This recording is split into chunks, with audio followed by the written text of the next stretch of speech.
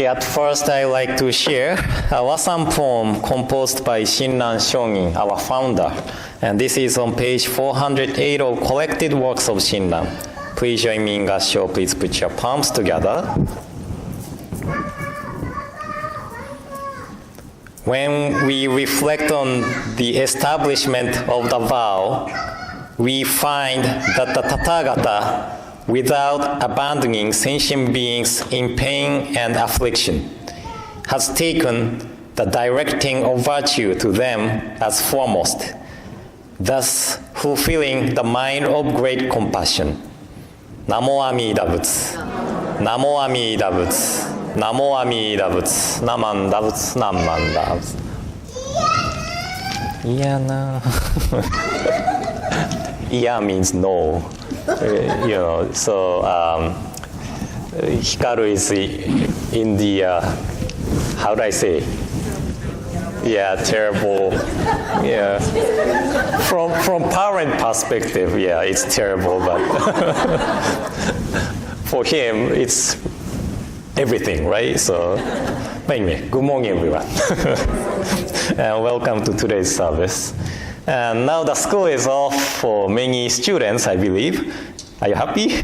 Yeah? What do you do? What do you do every day? Well, sometimes because I didn't want to go to summer camp. Oh. Because summer camps are just different people. Yeah? And just like all these people I don't know. And if I'm with people I don't know, I want to be with my mom and my sister. Yeah, that makes sense. I understand. And since me and my sister are 2 to 3 years apart, we can't be in the same classes. Oh, yeah, that's true, So huh? I decided to go to sister.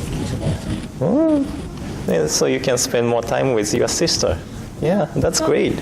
We're not allowed to be in the same classes.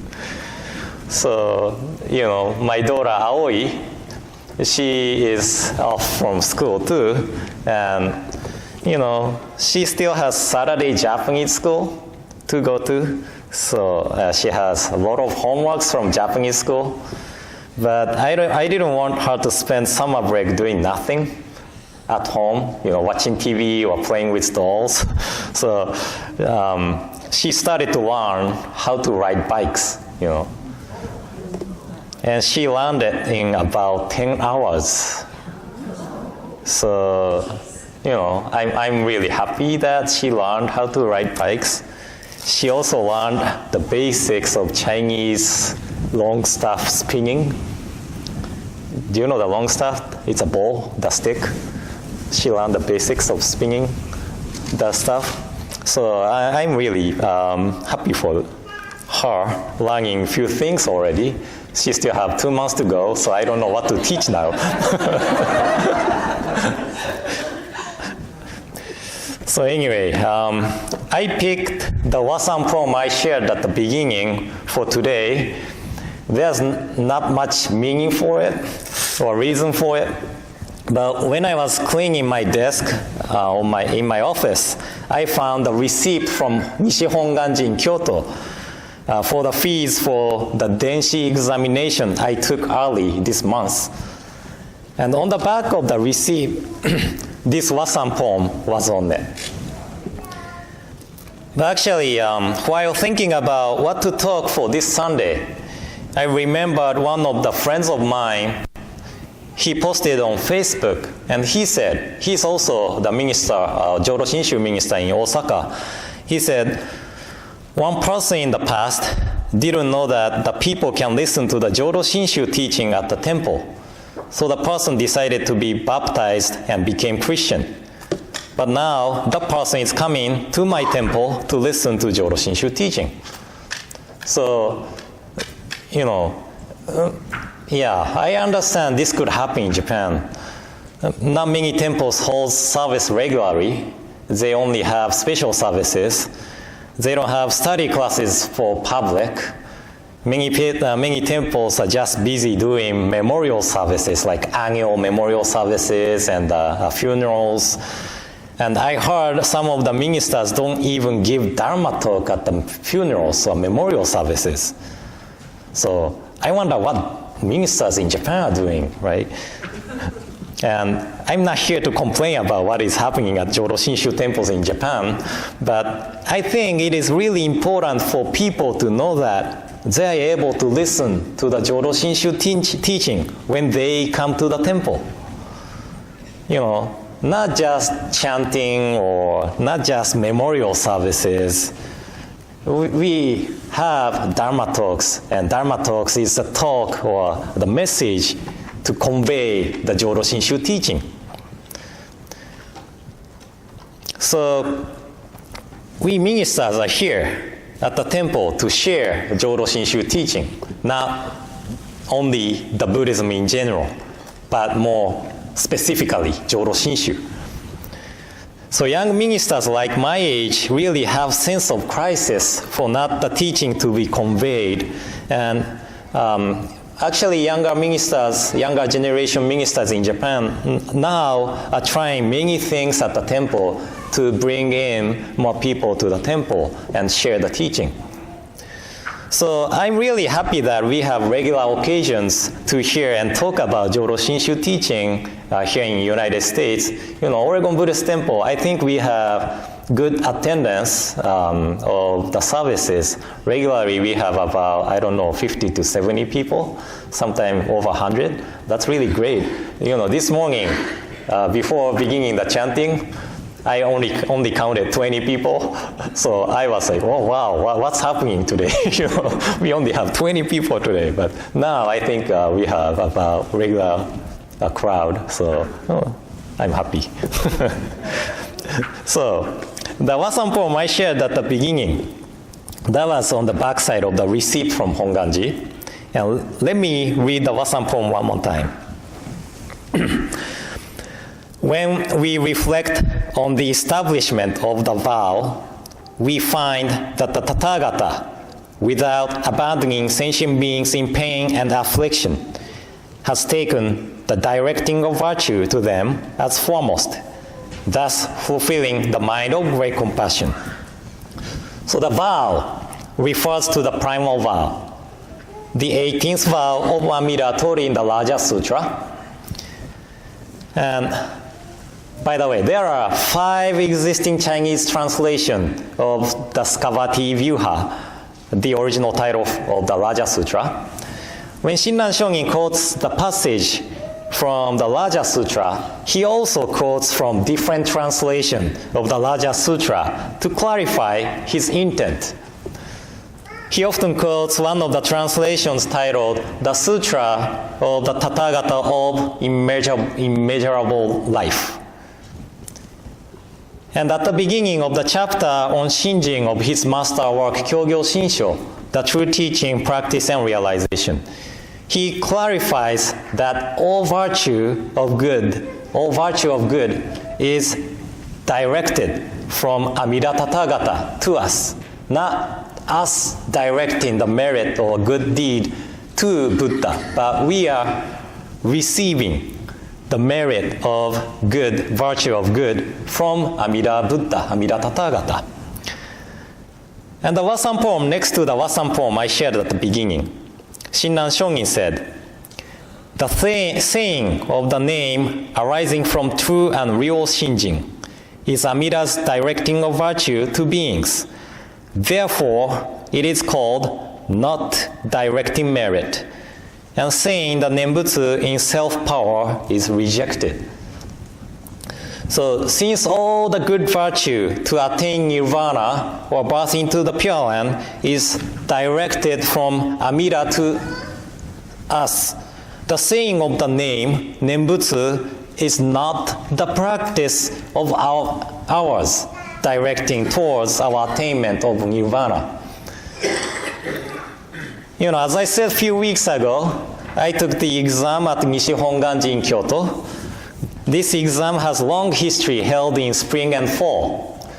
Used to be, the ministers who wished to take the exam had to memorize 100 topics of discussion.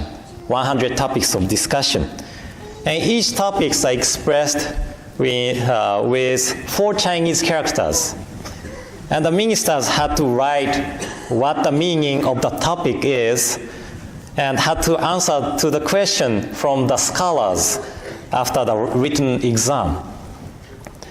And now the topics of discussion have been reduced to 17 that I didn't have to memorize so many things, but the ministers in the past memorized 100 topics, and then they wrote many things on the paper, and they had a Q&A or interview afterwards. So I'm really grateful that I only had to memorize 17 of them, 17. But still, 17 was a lot because it was like 100-something pages to remember, right? But the topic of discussion at my exam was a topic on three mind and single mind. Three mind and single mind.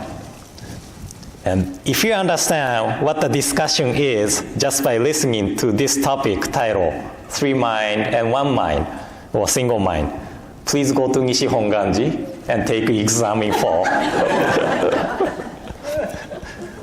But this is a topic to discuss the relations of the three minds of sincere mind, entrusting, and aspiration for birth in the primal vow in the Raja Sutra, and the single mind taught in the treatise on the Pure Land written by Vasubandhu.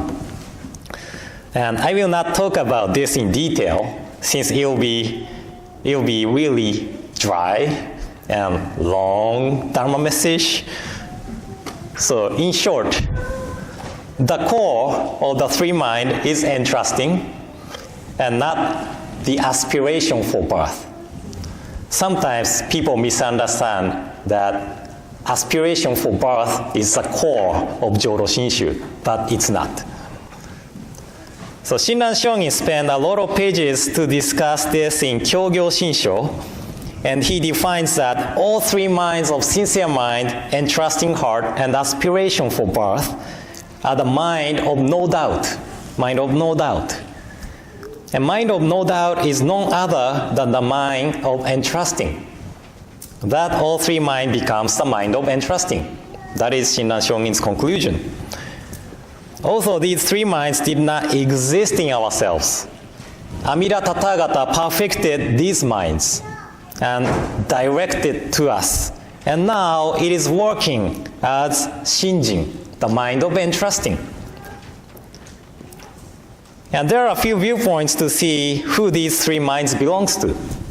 But if we see from Buddha's perspective, sincere mind is a wisdom, and aspiration is compassion. And because the name Namo Amida Butsu perfects all and contains these wisdom and compassion in Namo Amida Butsu, Amida Tathagata has no doubt bringing all sentient beings to the birth into the Pure Land. And from our perspective, we could understand that the sincere mind is virtue of Amida's wisdom. Aspiration for birth is a virtue of Amida's compassion. And because we receive this wisdom and compassion in the name Namo Amida Butsu, we have no doubt attain nirvana, birth in the Pure Land. That is Shinjin, that is entrusting heart. So this topic, it seems there are no connection to our daily lives.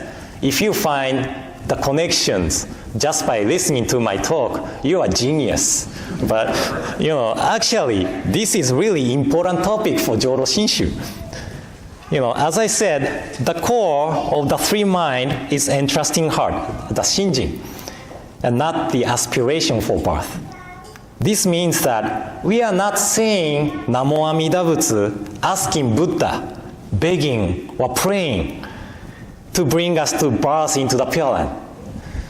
Jodo Shinshu is not the teaching to talk about or practice towards the uncertain future. Okay? Because Amida Tathagata perfected all the virtues of good and directed the merit towards us for our birth into the Pure Land, when we receive Shinjin, entrusting heart, when we truly entrust ourselves to the working of Amida, our birth into the Pure Land is certain or settled. So we are only talking about the certain future, and talking about how we live this life until our life has come to end and leave this world and attain birth in the Pure Land. So our focus, Jodo Shinshu's focus is not about going to the Pure Land. Our focus is this life. So the Nembutsu, the recitation of the name Namo Amida Butsu, is a gratitude towards Amida Buddha, Amida Tathagata, for establishing and accomplishing the vow. And as Shinran Shongin said, when we reflect on the establishment of the vow, we find that the Tathagata, without abandoning sentient beings in pain and affliction. When we live our daily lives, there are moments we realize our self-centeredness. Sometimes we regret it. Sometimes we just feel righteousness about being self-centered. But when we reflect on the establishment of the vow, we realize that Amida established the vow not to abandon being like me, person like me. So I feel great relief, and at the same time, I self-examine my action of being self-centered. So this is the life of Jodo Shinshu Buddhist. This is not the teaching to be the noble or sage, but this is a teaching to be real human. And I'm glad that I had another occasion to share the Jodo Shinshu teaching today with you. I hope you absorb something. Maybe I hope it didn't go over your head. But if you didn't understand just by listening to my talk today, you can go online, go YouTube, and listen to my talk again. Okay? I don't know if you want to, but there's a chance. Okay? But anyway, so thank you all for coming to today's service. And in closing, please join me in Gassho. Please put your palms together. When we reflect on the establishment of the vow, we find that the Tathagata, without abandoning sentient beings in pain and affliction, has taken the directing of virtue to them as foremost, thus fulfilling the mind of great compassion. Namo Amida Butsu. Namo Amida Butsu. Namo Amida Butsu. Namanda Butsu. Namanda Butsu.